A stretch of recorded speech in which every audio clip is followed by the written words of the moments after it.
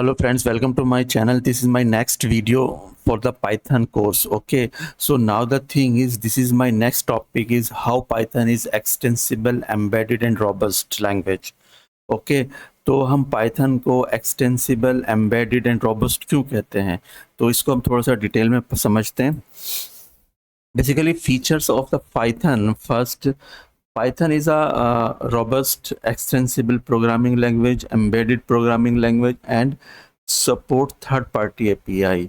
ठीक है ना. तो अब हम इन टॉपिक्स पे डिस्कस करते हैं वन बाय वन. फर्स्ट है आपका एक्सटेंसिबल. एक्सटेंसिबल का मतलब क्या होता है, आप इसको पहले डेफिनेशन समझ लीजिए. An extensible programming language means that you can use other language program in Python. यानी कि होता क्या है ना, कभी कभी हमें ऐसी रिक्वायरमेंट होती है कि दूसरी प्रोग्रामिंग लैंग्वेज के कुछ पार्ट्स को पाइथन में हम यूज़ करना होता है.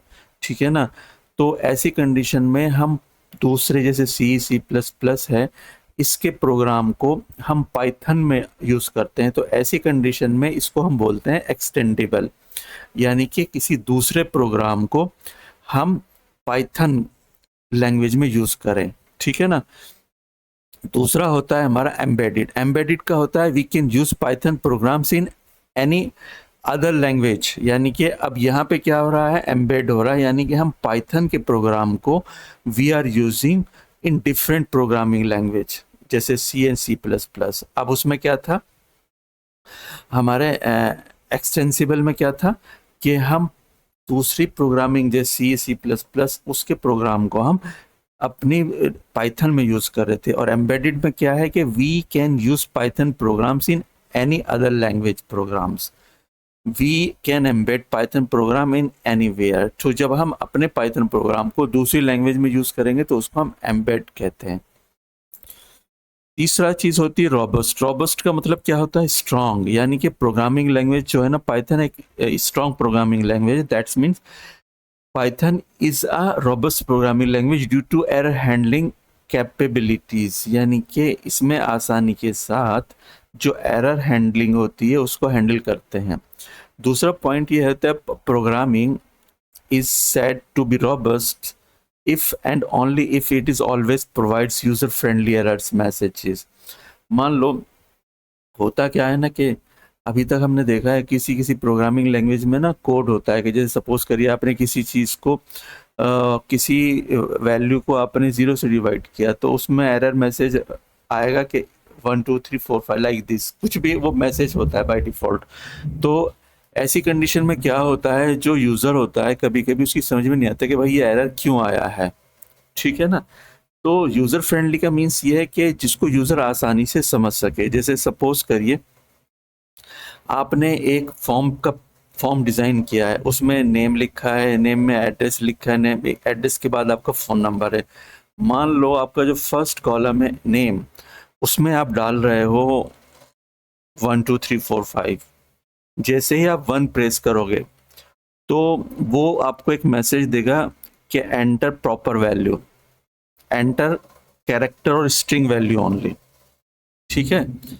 और जैसे ही आप मान लो मोबाइल नंबर है आपका, जनरली इंडिया में क्या है 10 डिजिट का होता है. मान लो आपने 1 2 3 ABC कुछ भी लिख करा, आपने लास्ट में डॉलर का साइन लगा दिया, तो वो आपको कहेगा ओनली न्यूमेरिक वैल्यू एक्सेप्टेड. तो इस तरह के जो मैसेज आते हैं ना उसको बोलते हैं यूज़र फ्रेंडली, जिससे आपको समझ में आ जाता है कि हाँ भाई ये कह रहा है कि हमें कहाँ पे स्ट्रिंग वैल्यू डालनी है, कैरेक्टर वैल्यू डालनी है, कहाँ पे हमें नंबर वैल्यू डालनी है. ठीक है ना. तो इस तरह की पाइथन जो है ना एक यूज़र फ्रेंडली प्रोग्रामिंग लैंग्वेज है जिसको यूज़र आसानी से समझ जाता है. When end user commits mistake at implementation level. ठीक है ना, जो मैंने बताया आपको.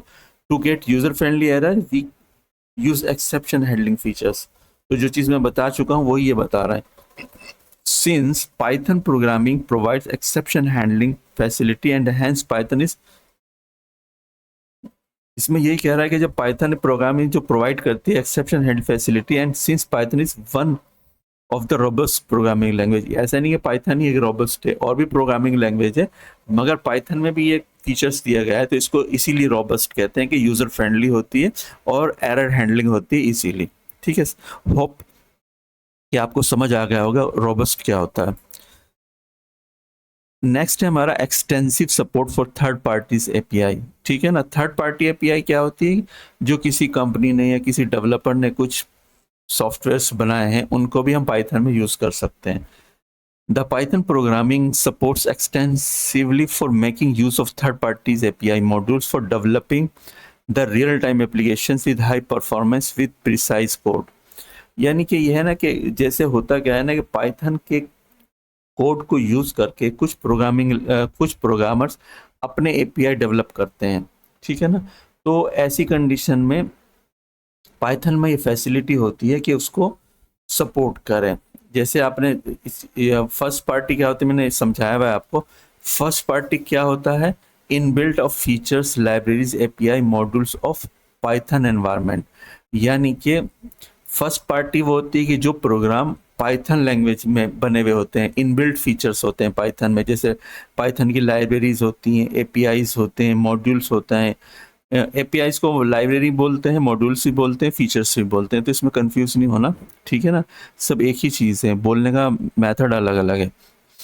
सेकंड पार्टी क्या होती है कि ऑपरेटिंग सिस्टम लाइब्रेरीज, जो हमारा ओएस होता है उसकी कुछ लाइब्रेरीज होती है। तो पाइथन क्या है कि अगर उसको यूज़ करना हो तो वो ऑपरेटिंग सिस्टम की लाइब्रेरीज को भी यूज़ कर सकता है। ये होता है सेकंड पार्टी। थर्ड पार्टी क्या होती है, थर्ड पार्टीज एपीआईज मॉड्यूल्स और लाइब्रेरीज क्या होती है, number of Python inbuilt functions. मतलब ये कि जो नो पाइथन इनबिल्ट फंक्शन, जो पाइथन में इनबिल्ट फंक्शन नहीं हो और न ही ओएस लाइब्रेरीज में फीचर्स हो, but any other vendors developers and companies can develop, तो उनको भी पाइथन यूज़ कर सकता है। जैसे आपने सुना होगा नमपाई, ये एक बहुत ही इम्पोर्टेंट चीज़ है जो हम आगे पढ़ेंगे। It is very important doing mathematical operations. Pandas आपने सुना होगा, साइपाई सुना होगा, that's the third party APIs. तो ये क्या है कि एपीआईज हैं पाइथन की, तो इनको भी हम यूज़ कर सकते हैं पाइथन में। तो ये हमारा extensive supports third parties API. तो ये फीचर्स हैं अपने पाइथन के। तो अगर आपको समझ नहीं आया है तो आप मुझे कमेंट बॉक्स में लिख सकते हैं, और हमारा जो पाइथन का ट्रेनिंग है वो कंटिन्यू है। तो प्लीज़ हमारे चैनल को सब्सक्राइब करिए और लाइक करिए, कमेंट करिए अगर कोई इशू है। धन्यवाद।